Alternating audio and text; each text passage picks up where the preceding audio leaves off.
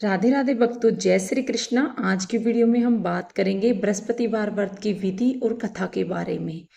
बृहस्पतिवार व्रत की विधि। बृहस्पतिवार के दिन जो भी स्त्री पुरुष व्रत करे उसको चाहिए कि वह दिन में एक ही समय भोजन करे, क्योंकि बृहस्पतिश्वर भगवान का इस दिन पूजन होता है।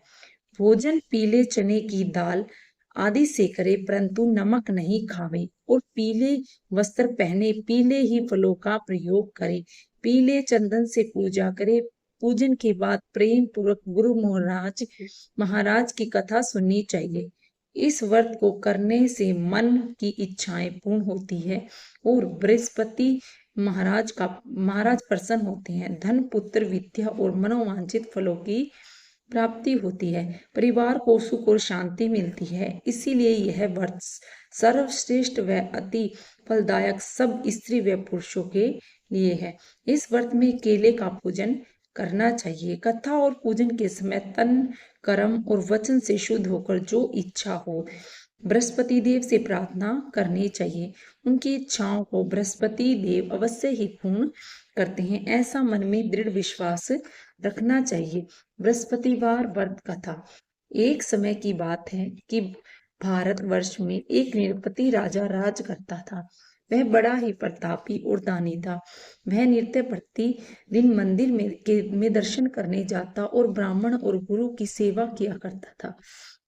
उसके दरवाजे से कोई भी निराश होकर नहीं लौटता और वह प्रत्येक गुरुवार को व्रत रखता तथा पूजा करता था। हर एक दिन गरीबों की सहायता करता था, परंतु ये सब बातें उसकी रानी को अच्छी नहीं लगती।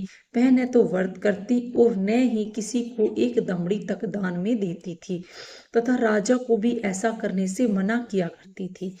एक समय की बात है कि राजा तो शिकार खेलने वन में गए हुए थे, पर घर पर रानी और दासी थी।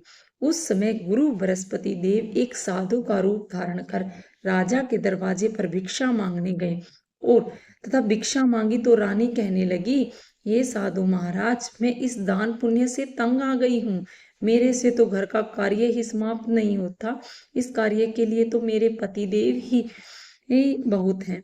अब आप इस प्रकार की कृपा करें कि सब धन नष्ट हो जाए और मैं आराम से रह सकूं। साधु बोला, हे देवी, तुम तो बड़ी विचित्र हो। संतान और धन से भी कोई दुखी नहीं होता, इनको सभी चाहते हैं। पापी भी पुत्र की और धन की इच्छा करता है।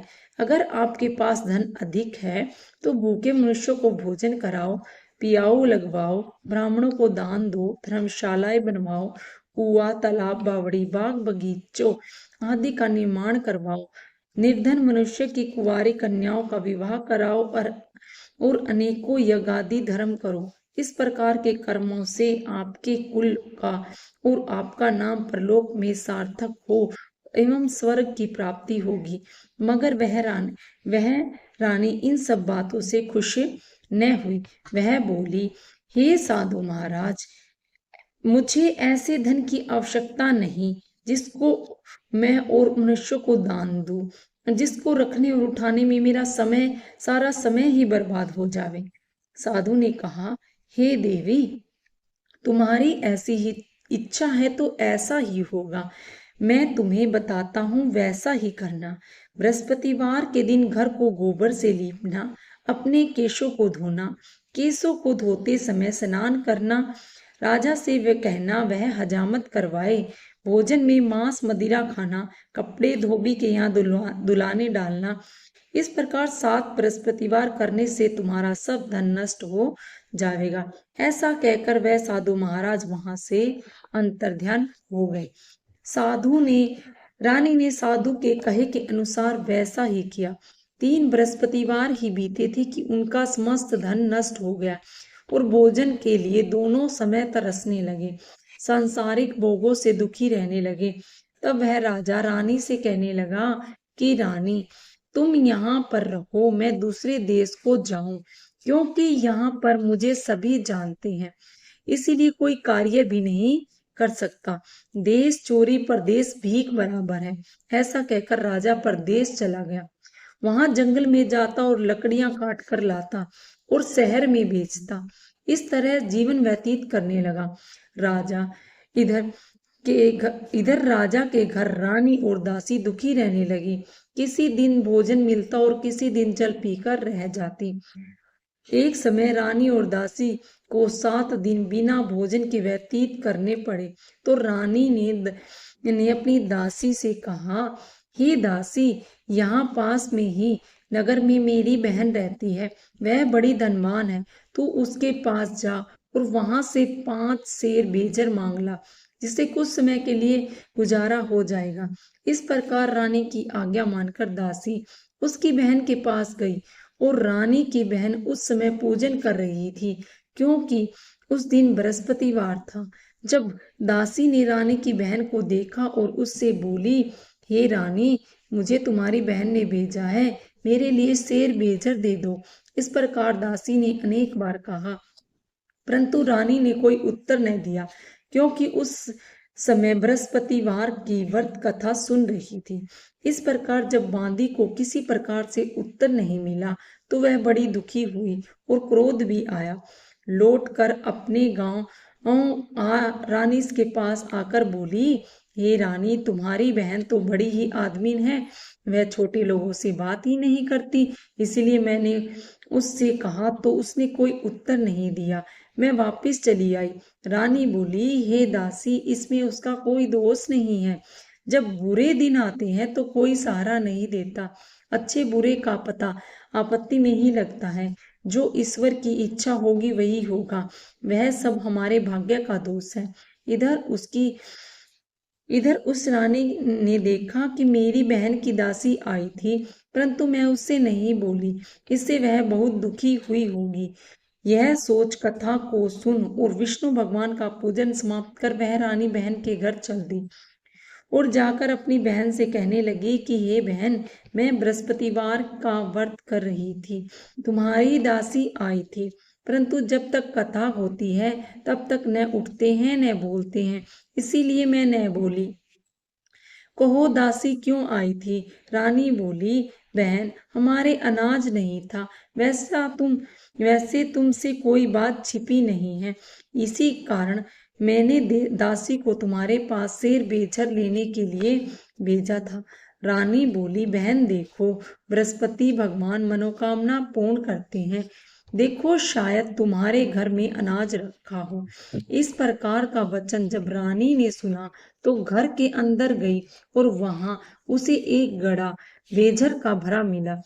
तब तो वह रानी और दासी बांदी बहुत ही खुश हुई और दासी कहने लगी, हे रानी देखो, वैसे हमको जब नहीं मिलता तो हम रोज ही व्रत करते हैं। अगर इनसे व्रत की विधि और कथा पूछ ली जावे तो उसे हम भी किया करें। तब उस रानी ने अपनी बहन से पूछा कि हे बहन, बृहस्पतिवार के व्रत की कथा कैसे है और यह व्रत कैसे करना चाहिए? रानी की बहन ने कहा, गुरु के व्रत में चने की दाल मुनक्का से विष्णु भगवान का केले की जड़ में पूजन करे, दीपक जलावे, पीला भोजन करे, कहानी सुने। इस प्रकार करने से गुरु भगवान प्रसन्न होते हैं, अन्न पुत्र धन देते हैं, मनोकामनाएं पूर्ण करते हैं। इस प्रकार रानी और दासी दोनों ने निश्चय किया कि बृहस्पति देव भगवान का पूजन जरूर करेंगे। 7 दिन बाद जब बृहस्पतिवार आया तो उन्होंने व्रत रखा। गुड़साल में जाकर चना गुड़ बीन लाई तथा उसकी दाल से केले की जड़ का और विष्णु भगवान का पूजन किया। अब भोजन पीला कहाँ से आवे? बेचारी बड़ी दुखी हुई, परंतु उन्होंने व्रत किया था, इस कारण गुरु भगवान प्रसन्न थे। 2 थालों में सुंदर पीला भोजन लेकर आए और दासी को देखकर बोले, हे दासी, यह तुम्हारे और रानी के लिए भोजन है, तुम दोनों करना। दासी ही भोजन पाकर बड़ी प्रसन्न हुई और रानी से बोली, चलो रानी जी, भोजन कर लो। रानी को इस विषय में कुछ पता नहीं था, इसीलिए वह दासी से बोली, तू ही भोजन कर, क्योंकि तू हमारे व्यर्थ में हंसी उड़ाती है। दासी बोली, एक महात्मा भोजन दे गए हैं। रानी कहने लगी कि वह भोजन तेरे लिए ही दे गए हैं, तू ही भोजन कर। दासी ने कहा, वह महात्मा हम दोनों की को थालों में भोजन दे गया है, इसीलिए हम और तुम दोनों ही साथ साथ भोजन करेंगी। इस प्रकार रानी और बांदी दोनों ने गुरु भगवान को नमस्कार कर भोजन प्रारंभ किया और अब वह प्रत्येक बृहस्पतिवार को गुरु भगवान का व्रत और विष्णु पूजन करने लगी। बृहस्पतिवार भगवान की कृपा से फिर रानी और दासी के पास धन हो गया। रानी फिर उस समय आलस करने लगी। तब दासी बोली, देखो रानी, तुम पहले इस प्रकार आलस करती थी, तुम्हें धन के रखने में कष्ट होता था, इस कारण सभी धन नष्ट हो गया। अब गुरु भगवान की कृपा से धन मिला है तो फिर तुम्हें आलस होता है। बड़ी मुसीबतों के बाद हमने यह धन पाया है, इसलिए हमें दान पुण्य करना चाहिए। भूखे मनुष्य को भोजन कराओ, पियाओ, लगवाओ, ब्राह्मणों को दान दो, कुआं, तालाब, बावड़ी आदि का निर्माण कराओ, मंदिर पाठशालाएं बनवाओ, दान दो, कुंवारी कन्याओं का विवाह करवाओ, धन को शुभ कर्मों में खर्च करो, जिससे तुम्हारे कुल का यश बढ़े और स्वर्ग की प्राप्ति हो और पितर प्रसन्न होंगे। तब रानी ने इसी प्रकार कर्म करने प्रारंभ किए तो काफी यश फैलने लगा। एक दिन रानी और दासी विचार करने लगी, न जाने राजा किस प्रकार से होंगे, उनकी कोई खबर नहीं। गुरु भगवान ने उन्होंने प्रार्थना की कि भगवान ने रात्रि में राजा को स्वप्न में कहा, हे राजा, उठ, तेरी रानी तुझको याद करती है, अपने देश को चलो। राजा प्रातःकाल उठा और विचार करने लगा कि स्त्री जाति खाने और पहनने की संगनी होती है, पर भगवान की आज्ञा मानकर वह अपने नगर के लिए चलने को तैयार हुआ। इससे पूर्व जब राजा प्रदेश चला गया तो प्रदेश में दुखी रहने लगा। प्रतिदिन जंगल में से लकड़ी बीन कर लाता और उन्हें शहर में बेचकर अपने दुखी जीवन को बड़ी कठिनता से व्यतीत करता था। एक दिन राजा दुखी हो अपनी पुरानी बातों को याद करके रोने लगा। तब उस जंगल में से बृहस्पति देव एक साधु का रूप धारण कर आ गए और राजा के पास आकर बोले, हे लकड़हारे, तुम इस सुनसान जंगल में किस चिंता में बैठे हो, मुझको बताओ। यह सुन राजा के नेत्रों में जल भर आया और साधु को वंदना कर बोला, हे महाराज, आप सब कुछ जानने वाले हो। इतना कह साधु को अपनी संपूर्ण कहानी बतला दी। महात्मा दयालु होते हैं। उसने बोला, हे राजा, तुम्हारी स्त्री ने बृहस्पति देव का अपराध किया था, जिस कारण तुम्हारी यह दशा हुई। अब तुम किसी प्रकार की चिंता मत करो, भगवान तुम्हें पहले से अधिक धनवान करेंगे। देखो, तुम्हारी स्त्री ने गुरुवार का व्रत प्रारंभ कर दिया है और तुम मेरा कहा मानकर बृहस्पतिवार को व्रत करके चने की दाल गुड़ जल के लोटे में डालकर केले का पूजन करो और फिर कथा कहो और सुनो। भगवान तेरी सब मनोकामनाओं को पूर्ण करेंगे। साधु को प्रसन्न देखकर राजा बोला, हे प्रभु, मुझे लकड़ी बेचकर इतना पैसा नहीं मिलता जिससे भोजन करने के उपरांत कुछ बचा सकूं। मैंने रात्रि में अपनी रानी को व्याकुल देखा, मेरे पास कुछ भी नहीं जिससे उसकी खबर तो मंगा सकूं, और फिर मैं कौन सी कहानी कहूं, यह मुझसे कुछ भी मालूम नहीं है। साधु ने कहा, हे राजा, तुम किसी बात की चिंता मत करो। बृहस्पतिवार के दिन तुम रोजाना की तरह लकड़ियां लेकर शहर को जाना।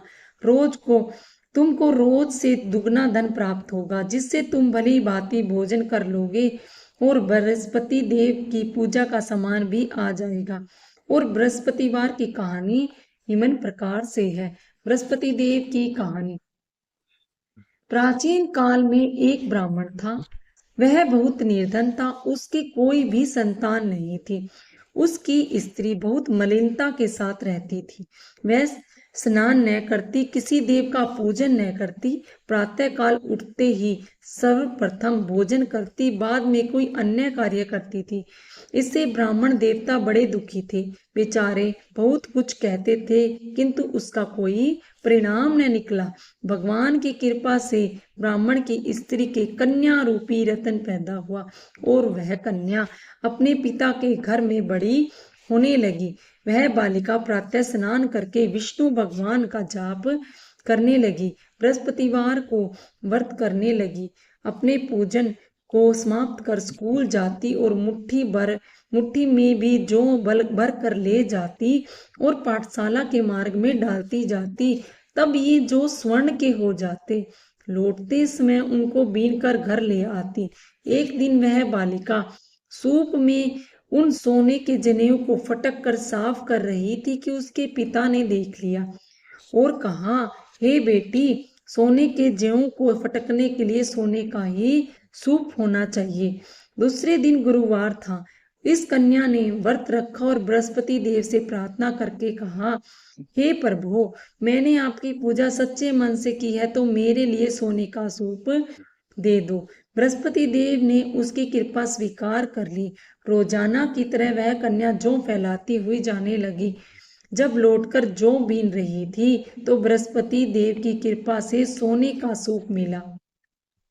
उसे वह घर ले आई और उससे जौ साफ करने लगी, परंतु उसकी माँ का वही ढंग रहा। एक दिन की बात है कि वह कन्या सोने के सूप में जौ साफ कर रही थी। उसी समय उस शहर का राजपुत्र वहां होकर निकला। इस कन्या के रूप और कार्य को देखकर मोहित हो गया और अपने घर आकर भोजन और जल त्याग कर उदास लेट गया। राजा को जब इस बात का पता लगा तो अपने प्रधानमंत्रियों के साथ उसके पास गए और बोले, हे बेटा, तुम्हें किस बात का कष्ट है? किसी ने अपमान किया है अथवा कोई और कारण हो, सो कहो, मैं वही कार्य करूंगा जिससे तुम्हें प्रसन्नता हो। अपने हे पिता की राजकुमार ने बातें सुनी तो वह बोला, मुझे आपकी कृपा से किसी बात का दुख नहीं है। किसी ने मेरा अपमान नहीं किया, परंतु मैं उस लड़की के साथ विवाह करना चाहता हूँ जो सोने के सूप में जौ साफ कर रही थी। यह सुन राजा आश्चर्य में पड़ा और बोला, हे बेटा, इस तरह की कन्या का पता तुम्हें लगाओ, मैं उसके साथ तेरा विवाह अवश्य ही करवा दूंगा। राजकुमार ने उस लड़की के घर का पता बतलाया। तब मंत्री उस लड़की के घर गए और ब्राह्मण देवता को सभी हाल बतलाया। ब्राह्मण देवता राजकुमार के साथ अपनी कन्या का विवाह करने के लिए तैयार हो गया और विधि विधान के अनुसार ब्राह्मण की कन्या का विवाह राजकुमार के साथ हो गया। कन्या के घर से जाते ही पहले की बात ही ब्राह्मण देवता के घर में गरीबी निवास हो गई। अब भोजन के लिए अन्न भी बड़ी मुश्किल से मिलता था। एक दिन दुखी होकर ब्राह्मण देवता अपनी पुत्री के पास गए। बेटी ने पिता की दुखी अवस्था को देखा और माँ का हाल पूछा। तब ब्राह्मण ने सभी हाल कहा। कन्या ने बहुत सा धन देकर अपने पिता को विदा किया। इस तरह ब्राह्मण का कुछ समय सुख पूर्वक व्यतीत हुआ। कुछ दिन बाद फिर वही हाल हो गया। ब्राह्मण फिर अपनी कन्या के यहाँ गया और सभी हाल कहा तो लड़की बोली, पिताजी, आप माता जी को यहाँ लिया आवे, मैं उसे विधि बता दूंगी जिससे गरीबी दूर हो जाएगी। वह ब्राह्मण देवता अपनी स्त्री को साथ ले पहुंचे तो पुत्री अपनी माँ को समझाने लगी, हे माँ, तुम प्रातःकाल उठकर प्रथम स्नान आदि करके विष्णु भगवान का पूजन करो, सब दरिद्रता दूर हो जाएगी। परंतु उसकी माँ ने एक भी बात नहीं मानी और प्रातःकाल उठकर अपने बच्चों के झूठन को खा लिया। एक दिन उसकी पुत्री को बहुत गुस्सा आया और एक रात कोठरी से सभी सामान निकाला और अपनी माँ को उसमें बंद कर दिया। प्रातःकाल उसमें से निकाला और स्नान आदि करा के पाठ करवाया तो उसकी माँ की बुद्धि ठीक हो गई और फिर प्रत्येक बृहस्पतिवार को व्रत रखने लगी।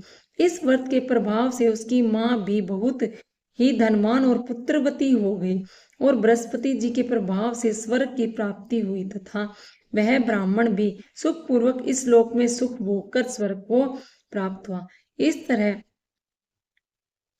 कहानी कहकर साधु देवता वहां से लोप हो गए। धीरे धीरे समय व्यतीत होने पर फिर वही बृहस्पतिवार का दिन आया। राजा जंगल में लकड़ी काटकर किसी शहर में बेचने गया और उसे अधिक पैसा मिला। राजा ने चना गुड़ आदि लाकर गुरु का व्रत किया।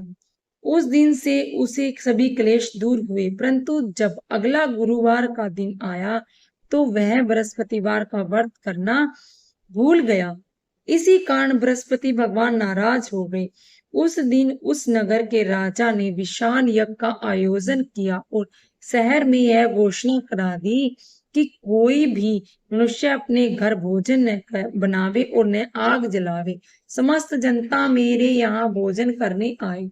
इस आज्ञा को जो न मानेगा उसे फांसी की सजा दी जाएगी। इस तरह की घोषणा संपूर्ण नगर में करवा दी गई। राजा की आज्ञानुसार शहर के सभी लोग भोजन करने लगे, लेकिन लकड़हारा कुछ देर से पहुंचा, इसलिए राजा उसे अपने घर लिवा ले गए और ले जाकर भोजन करा रहे थे तो रानी की दृष्टि खूंटी पर पड़ी जिस पर उसका हार लटका हुआ था।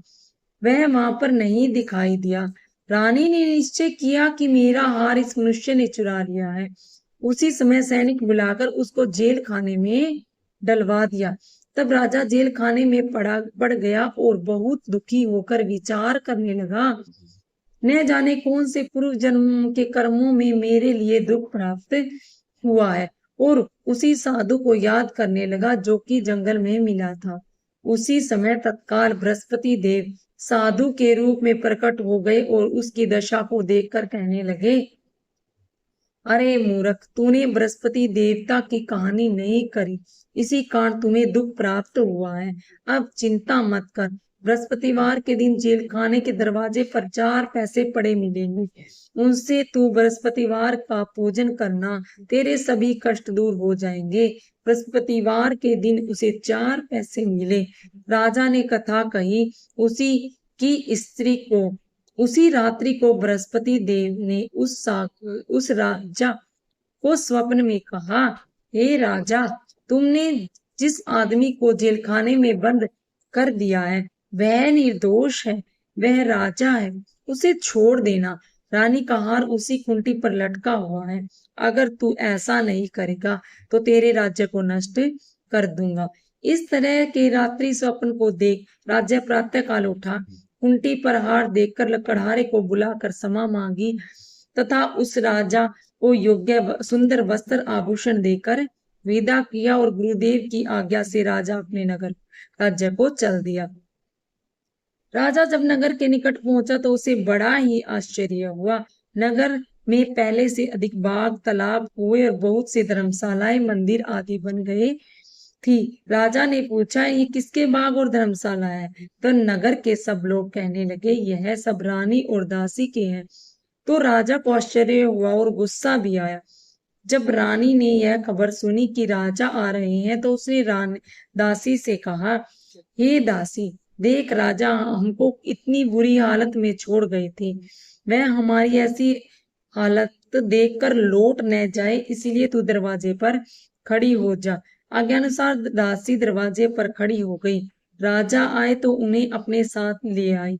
तब राजा ने क्रोध करके अपनी तलवार निकाली और पूछने लगा, यह बताओ, यह धन तुम्हें कैसे प्राप्त हुआ है? तब उन्होंने कहा कि हमें धन बृहस्पति देव की इस व्रत के प्रभाव से प्राप्त हुआ है। राजा ने निश्चय किया कि 7 दिन बाद तो सभी बृहस्पति देव का पूजन करते हैं, परंतु मैं रोजाना दिन में 3 बार कहानी कहा करूंगा और रोज ही व्रत किया करूंगा। अब हर समय राजा के दुपट्टे पे चने की दाल बंधी रहती और दिन में 3 बार कहानी कहता। एक दिन राजा ने विचार किया कि चलो अपनी बहन के यहाँ हो आवे। इस तरह निश्चय कर राजा घोड़े पर सवार हो अपनी बहन के यहाँ चलने लगा। मार्ग में उसने देखा कि कुछ आदमी एक मुर्दे को लिए जा रहे हैं। उन्हें रोक कर राजा कहने लगा, अरे भाई, मेरी बृहस्पति देव की कहानी सुन लो। वे बोले, लो, हमारा तो आदमी मर गया है, इसको अपनी कथा की पड़ी है। परंतु कुछ आदमी बोले, अच्छा कहो, हम तुम्हारी कथा भी सुनेंगे। राजा ने दाल निकाली, तब कथा आदि कही तो मुर्दा हिलने लगा। जब कथा समाप्त हो गई तो राम राम करके वह मनुष्य खड़ा हो गया। राजा आगे बढ़ा। आगे मार्ग में उससे एक किसान खेत में हल चलाता मिला। राजा ने उसे देखा और उससे बोला, अरे भाई, तुम मेरी बृहस्पतिवार की कथा सुन लो। किसान बोला, जब तक मैं तेरी कथा सुनूंगा तब तक 4 हैया जोत लूंगा। जा अपनी कथा किसी और को कह सुनाना। इस तरह राजा आगे चलने लगा। राजा के हटते ही बैल पछाड़ खाकर गिर गए और किसान के पेट में जोर से दर्द होने लगा। उस समय उसकी माँ रोटी लेकर आई। जब उसने यह देखा कि उसके तो अपने पुत्र से यह सब हाल पूछा और बेटे ने सभी हाल कह दिया, तो बुढ़िया दौड़ी दौड़ी उस घुड़सवार के पास गई और उससे बोली, मैं तेरी कथा सुनूंगी, तू अपनी कथा मेरे खेत में चलकर ही कहना। राजा ने बुढ़िया के खेत में जाकर कथा कही, जिसके सुनते ही बैल खड़े हो गए और किसान के पेट में दर्द भी बंद हो गया। राजा अपनी बहन के घर पहुंचा तो बहन ने भाई की खूब मेहमानबाजी की। दूसरे दिन सवेरे राजा जागा तो उसने देखा कि सब लोग भोजन कर रहे हैं। राजा ने अपनी बहन से कहा, ऐसा कोई मनुष्य है जिसने भोजन नहीं किया हो? वह मेरी बृहस्पतिवार की कथा सुन ले। बहन बोली, हे भैया, यह देश ऐसा है, पहले यहाँ लोग भोजन करते हैं, बाद में अन्य कोई काम करते हैं। अगर कोई पड़ोस में हो तो मैं देखा। वह ऐसा कह देखने चली गई, परंतु उसे कोई भी ऐसा व्यक्ति नहीं मिला जिसने भोजन न किया हो। अतः वह एक कुमार के घर गई जिसने का लड़का बीमार था। उसे मालूम हुआ कि उसके यहाँ 3 दिन से किसी ने भोजन नहीं किया। रानी ने अपने भाई की कथा सुनने के लिए कुमार से कहा। वह तैयार हो गया। राजा ने जाकर बृहस्पतिवार की कथा कही, जिसको सुनकर उसका लड़का ठीक हो गया। तो अब तो राजा की प्रशंसा होने लगी। एक दिन राजा ने अपनी बहन से कहा कि हे बहन, हम अपने घर जाएंगे, तुम भी तैयार हो जाओ। राजा की बहन ने अपनी सास से कही। सास बोली, हाँ चली जा, परंतु अपने लड़के को मत ले जाना, क्योंकि तेरे भाई के कोई औलाद नहीं है। बहन ने अपने भैया से कहा, हे भैया, मैं तो चलूंगी, लेकिन कोई बालक नहीं चलेगा। राजा बोला, जब कोई बालक ही नहीं चलेगा तो तुम ही क्या करोगी? बड़े दुखी मन से राजा अपने नगर को लौट आया। राजा ने अपनी बहन से कहा राजा ने अपनी रानी से कहा, हम निर्वंशी राजा हैं, तुम्हारा हमारा मुंह देखने का कोई धर्म नहीं है और कुछ भोजन आदि नहीं किया। रानी बोली, हे प्रभु, बृहस्पति देव ने हमें सब कुछ दिया है, तो हमें औलाद अवश्य देंगे। उसी रात को बृहस्पति देव ने राजा से स्वप्न में कहा, हे राजा, उठ, सभी सोच को त्याग दे, तेरी रानी गर्भ से है। राजा को यह बात सुनकर बड़ी खुशी हुई और 9वें महीने उसके गर्भ में एक सुंदर पुत्र पैदा हुआ। तब राजा बोला, हे रानी, सभी स्त्री बिना भोजन के रह सकती है, बिना कहे नहीं रह सकती। जब मेरी बहन आए, तुम उससे कुछ न मत कहना। रानी ने सुनकर हाँ कर दी।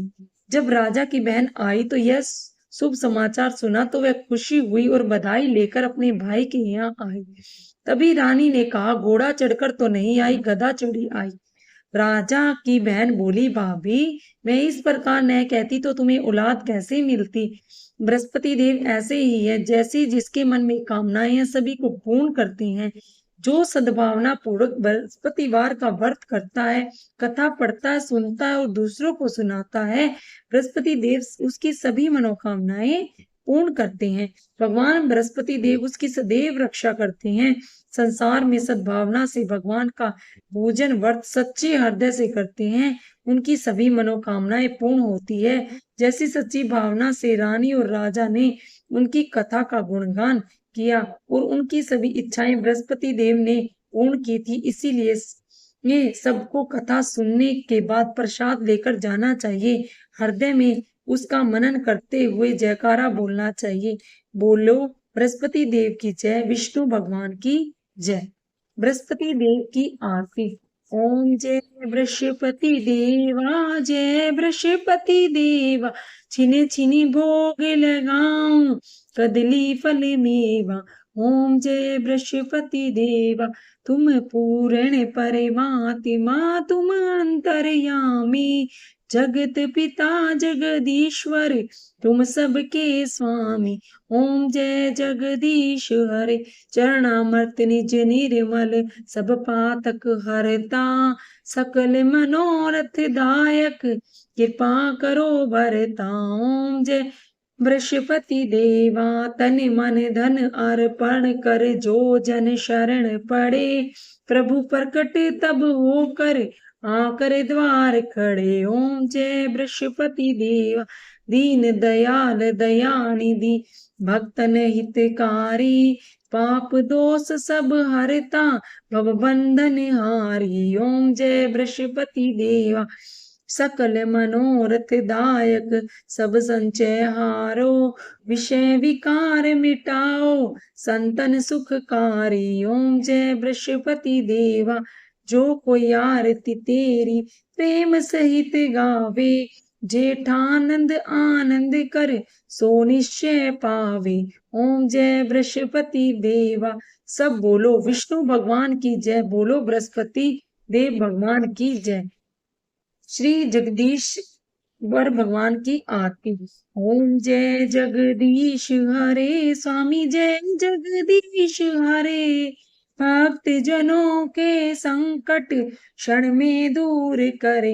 ओम जय जगदीश हरे। जो ध्यावे फल पावे दुख बिन से मन का। सुख संपत्ति घर आवे कष्ट मिटे तन का। ओम जय जगदीश हरे। मात पिता तुम मेरे शरण गाऊं मैं किसकी। तुम बिनी और ना दूजा आस करूं मैं जिसकी। ओम जय जगदीश हरे। तुम हो पूर्ण परमात्मा तुम अंतर्यामी।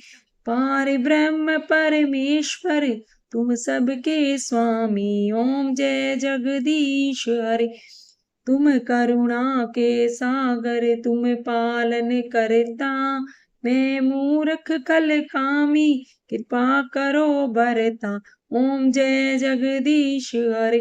तुम हो एक अगोचर सबके प्राणपति। किस विधि मिलूं दया में तुमको मैं कुमति। ओम जय जगदीश हरे।